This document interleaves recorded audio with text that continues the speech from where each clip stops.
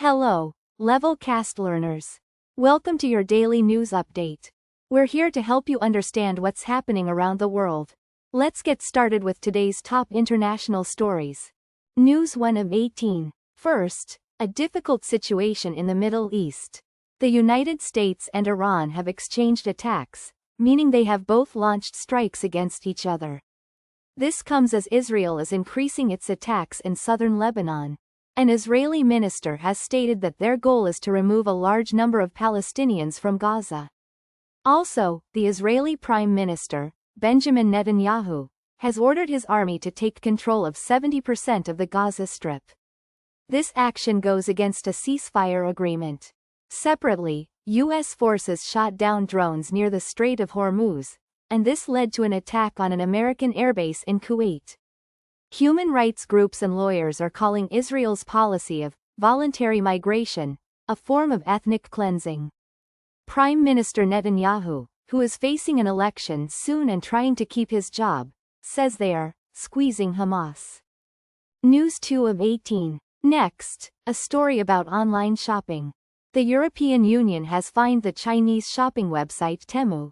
They found that Temu did not stop the sale of products that were illegal and dangerous. The European Commission believes that shoppers on Temu are very likely to find unsafe items.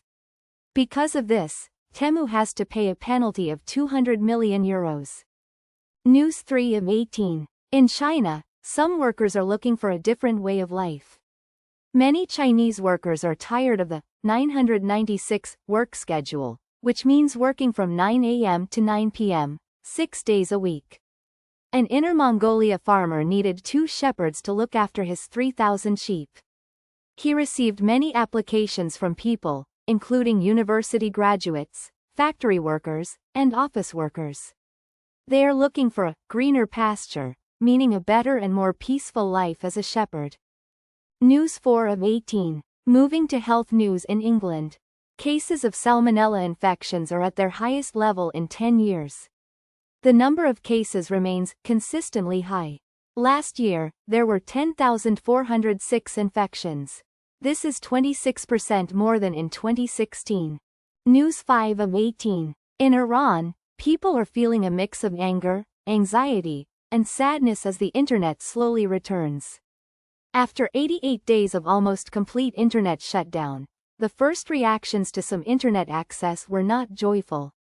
Many people are saying, "This isn't freedom." News 6 of 18. A report from New Zealand shows a fractured society. This means that society is divided.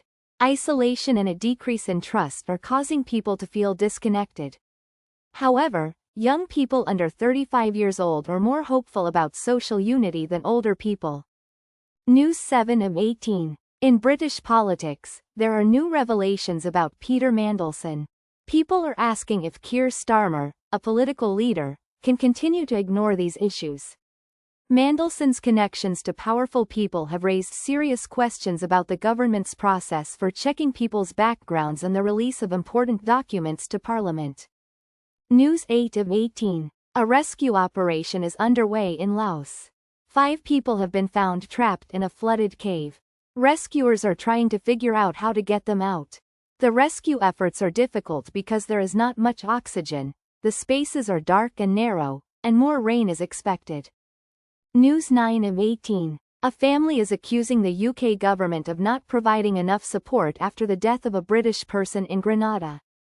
A doctor who examines dead bodies found that Andrew Frederick's death was a homicide, meaning he was killed by another person. However, UK authorities refused to provide specialized help to the family. News 10 of 18. A tragic event in Kenya. A fire in a dormitory at a girls' school has killed at least 16 students. The fire happened at the Utamishi Girls Academy in Gilgil, Nakuru County. Parents are anxiously waiting for updates about their children. News 11 of 18. We remember Simon Fisher. His obituary describes him as someone who supported the idea of conflict transformation. This means changing conflicts from negative to positive outcomes. He created an organization to teach people how to work for peaceful change.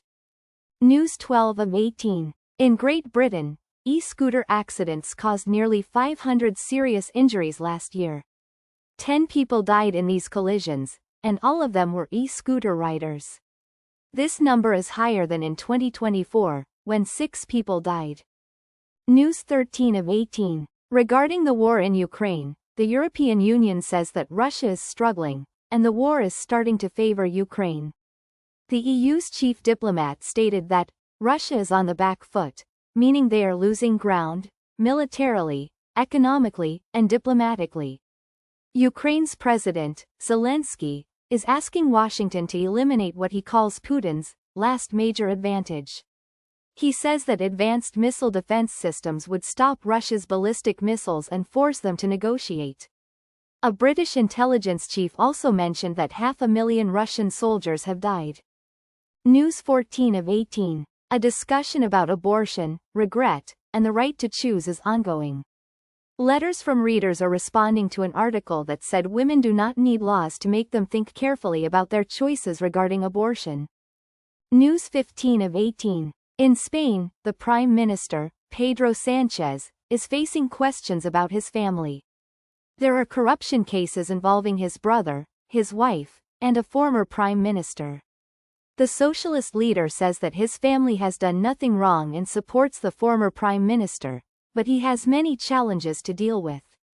News 16 of 18. Argentina's idea of itself as European is being re-examined after some racist incidents in Brazil.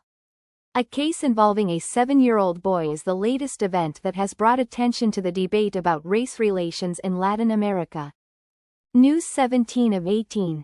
Guatemala has asked the United States for military help to fight drug trafficking. The Central American country's president confirmed that he spoke with Pete Hegseth to agree on the terms of this cooperation. News 18 of 18. Finally, the European Union is going to discuss possible limits on Chinese imports.